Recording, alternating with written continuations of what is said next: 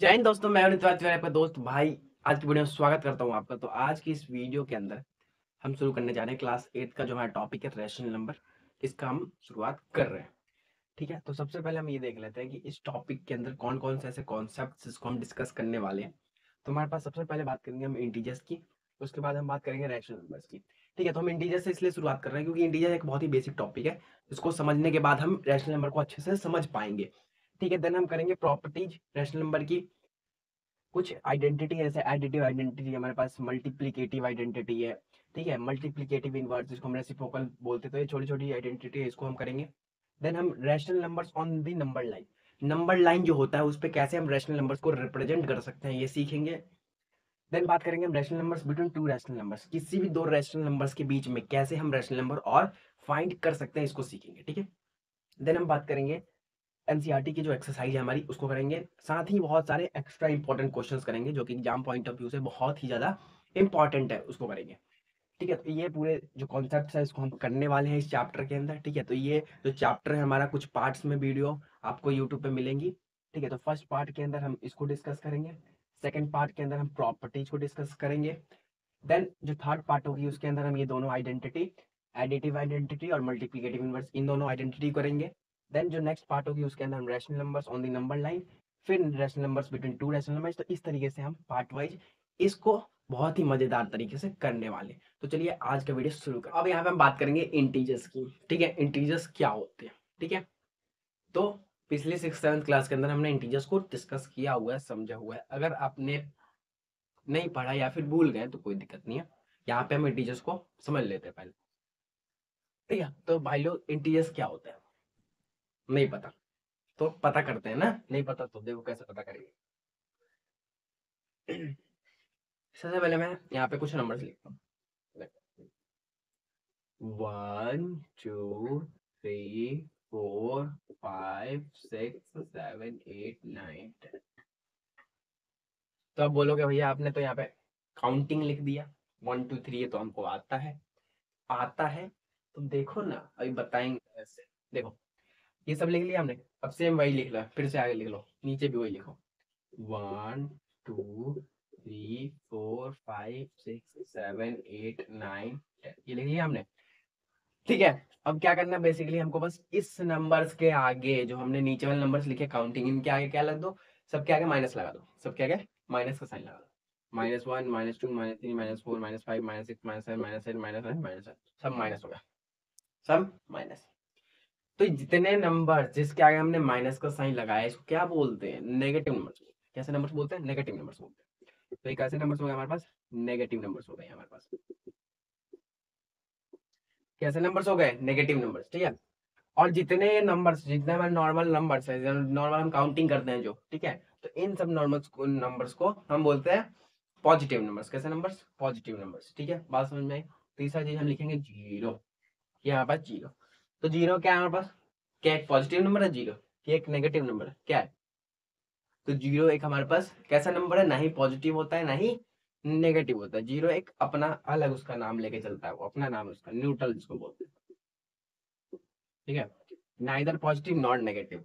ठीक है, ये न्यूट्रल है। तो ये तीन नंबर की हमने बात की, एक पॉजिटिव नंबर, एक नेगेटिव नंबर, एक जीरो। तो सिंपल सी बात है कि इन्हीं के कॉम्बिनेशन को, इन्हीं के सेट को हम क्या बोल देते हैं, हम इसको इंटीजर्स बोल देते हैं। ठीक है, इसी को सेट को, इसी के सेट को, इन्हीं तीनों नंबर के, पॉजिटिव नंबर्स, नेगेटिव नंबर्स और न्यूट्रल, इन्हीं तीनों के सेट्स को हम इंटीजर्स बोल देते हैं। आई बात समझ में, कोई दिक्कत परेशानी नहीं। ठीक है, तो आगे हम बात करेंगे अब रेशनल नंबर्स। तो चलिए अब समझते हैं रेशनल नंबर्स क्या होते हैं। ठीक है, तो रेशनल नंबर्स,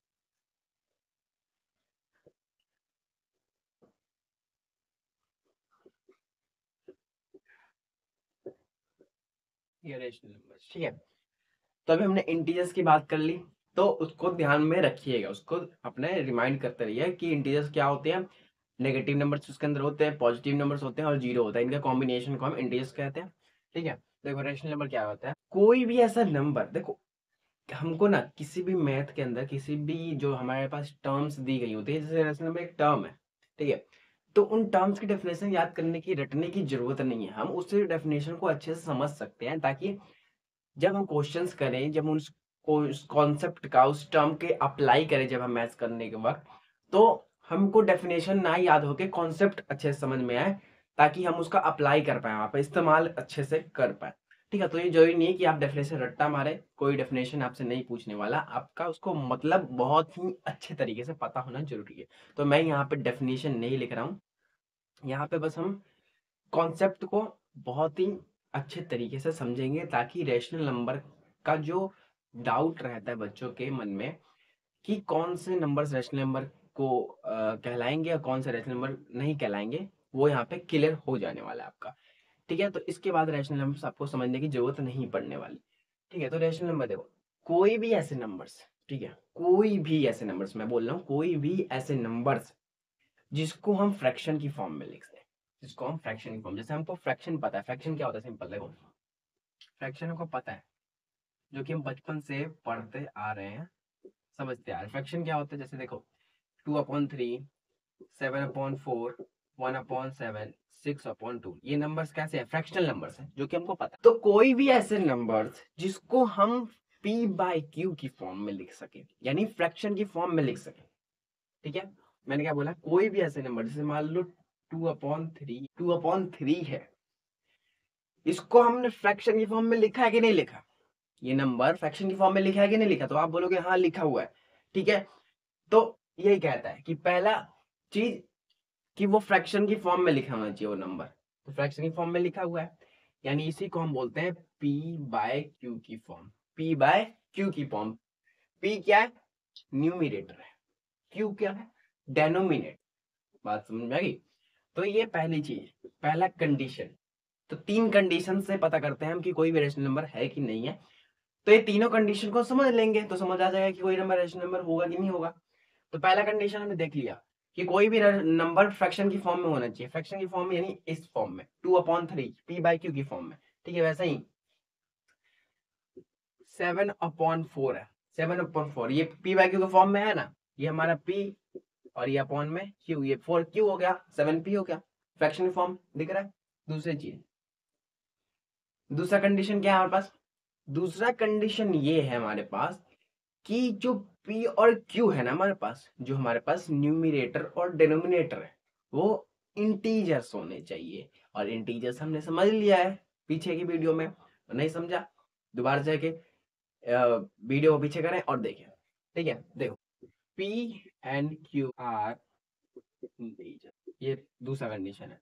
p और q क्या होंगे, इंटीजर्स होंगे। ठीक है, देखो p और q इंटीजर्स होंगे, जैसे मैंने लिखा है यहाँ पे 2/3 से एग्जांपल को लेते हैं, तो यहाँ पे p क्या है हमारे पास 2 है, q क्या है 3 है। तो 2 क्या है हमारे पास, एक इंटीजर्स नहीं है इंटीजर है, 2 एक इंटीजर है, 3 भी एक इंटीजर है। वैसे ही मैं लिख रहा हूँ -2/7, -2/7 ये भी है, ये एक इंटीजर्स है -2, ये एक पॉजिटिव नंबर है 7, ये भी इंटीजर्स है। तो ये दूसरी चीज हो गई कि p और q क्या होने चाहिए, इंटीजर्स होने चाहिए। अगर p और q इंटीजर्स नहीं है तो एक रैशनल नंबर नहीं होगा। तीसरी चीज, तीसरा कंडीशन क्या है, जो q है हमारे पास वो 0 के इक्वल नहीं होना चाहिए। q जो है 0 के इक्वल नहीं होना चाहिए, यानी कहने का मतलब ये है कि अगर हम नंबर लिख रहे हैं p/q, ये हमारा नंबर है, तो ये जो नीचे वाला नंबर है 0 नहीं होना चाहिए, डेनोमिनेटर 0 कभी नहीं होगा। नीचे वाला नंबर, नीचे नीचे कौन होता है, डेनोमिनेटर, वो 0 नहीं होगा। जैसे मैंने लिखा यहाँ पे 7/3, यहाँ पे जो नीचे है, नीचे नीचे क्या है, डेनोमिनेटर में 3 है, तो ये 0 नहीं है ना, तो ये एक रैशनल नंबर है। ठीक है, तो हाँ ये तीन चीजें हो गई। पहली चीज, कोई भी नंबर p/q की फॉर्म में होना चाहिए। दूसरी चीज, p और q वो दोनों नंबर जो ऊपर नीचे नंबर है वो इंटीजर होना चाहिए। और तीसरी चीज, जो नीचे वाला नंबर है डेनोमिनेटर जो है वो 0 नहीं होना चाहिए। तो किसी भी नंबर को चेक करना हो कि वो एक रैशनल नंबर है या नहीं है, तो ये तीन चीजें हमको उसके अंदर चेक करनी पड़ेंगी कि उसको देखने के लिए वो रैशनल नंबर है या नहीं है। ठीक है, तो सिंपल हम डेफिनेशन के अंदर क्या बोलेंगे रैशनल नंबर के, ऐसे नंबर जिसको हम p/q की फॉर्म में लिख सके, p और q इंटीजर्स हो और जो q है वो 0 के इक्वल ना हो, उसको हम रैशनल नंबर्स बोलेंगे, कहेंगे, समझेंगे। ठीक है, तो जैसे मैं एग्जांपल आपके पास लेता हूँ, यहाँ पे एक लिखता हूँ -2/7, -2/7 क्या एक रैशनल नंबर है। ठीक है, हाँ ये बोल देंगे रैशनल नंबर है, क्यों रैशनल नंबर है ये, तो ये तीन चीजें इसके अंदर दी हुई हैं। पहला कंडीशन क्या है, पी और क्यू की फॉर्म में होना चाहिए, फ्रैक्शन की फॉर्म में दिया हुआ है, ठीक है। दूसरा फॉर्म, पी और क्यू ऊपर वाला नीचे वाला नंबर इंटीजर्स होने चाहिए, इंटीजर्स है। तीसरी चीज, नीचे वाला नंबर जीरो नहीं होना चाहिए, जीरो नहीं है, 7 है भाई, हो गया भाई, ये भी कोई पूछने की बात है। नेक्स्ट, -3/6। अब बोलेंगे ये भी कोई पूछने की बात है, ये भी एक रेशनल नंबर है। अगर मैं बोल दूं -1/2, तो ये भी बोलेंगे कि हाँ ये भी एक रेशनल नंबर है, ठीक है। साथ में अगर मैं बोल दूं 0/1, अब बताओ ये एक रेशनल नंबर है, 0/1, तो मैं कहूंगा हाँ। कुछ भाई लोग बोल रहे होंगे कि नहीं, तो देखो मैं समझाता हूँ।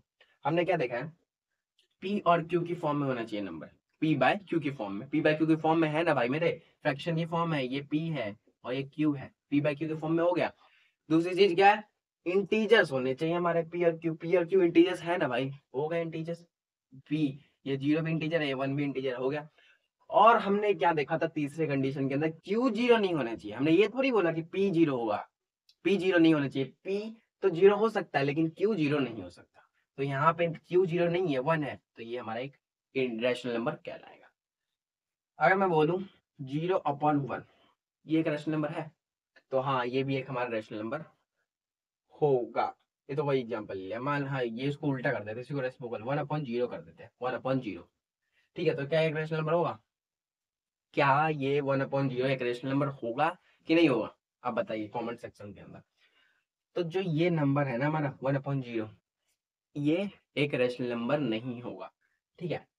क्योंकि कभी भी हम किसी भी नंबर को जीरो से डिवाइड नहीं कर सकते, ठीक है। और हमने यहाँ पे कंडीशन के अंदर देखा भी है, तीसरा कंडीशन बोल भी रहा है कि क्यू जीरो नहीं होना चाहिए, यहाँ पे क्यू जो जीरो हो गया, डिनोमिनेटर जो नीचे वाला नंबर है वो जीरो हो गया, तो ये रैशनल नंबर नहीं कहलाएगा, ठीक है। और इसका बाकी आंसर जो होता है नॉट डिफाइंड, मैथमेटिक्स के अंदर इसको आज तक कोई भी डिफाइन नहीं कर पाया, इसलिए इसको नॉट डिफाइंड बोलते हैं हम, 1/0 is not defined, okay, simple.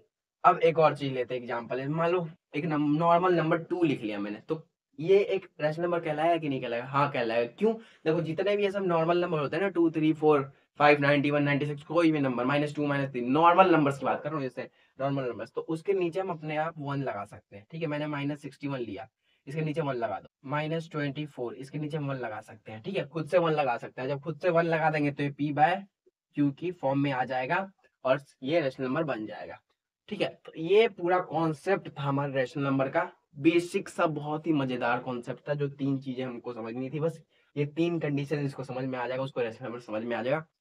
बाकी आने वाले वीडियोज के अंदर हम इसकी जितने भी प्रॉपर्टीज है, आइडेंटिटीज है, एनसीईआरटी की क्वेश्चन है, सब बिल्कुल आराम से मजेदार तरीके से करने वाले। तो चैनल के साथ हमारे जुड़े रहिएगा। कोई भी दिक्कत परेशानी हो, डाउट हो इस चैप्टर से, आप कमेंट सेक्शन आपके लिए फ्री है, आप वहाँ पे कमेंट कर सकते हैं हमको। अपना सपोर्ट दिखाएं हमको सब्सक्राइब करके, हमारी वीडियो को अपने दोस्तों के पास, यारों के पास जरूर शेयर करें। मिलते हैं नेक्स्ट वीडियो में, तब तक के दिल से शुक्रिया, थैंक यू, बाय बाय।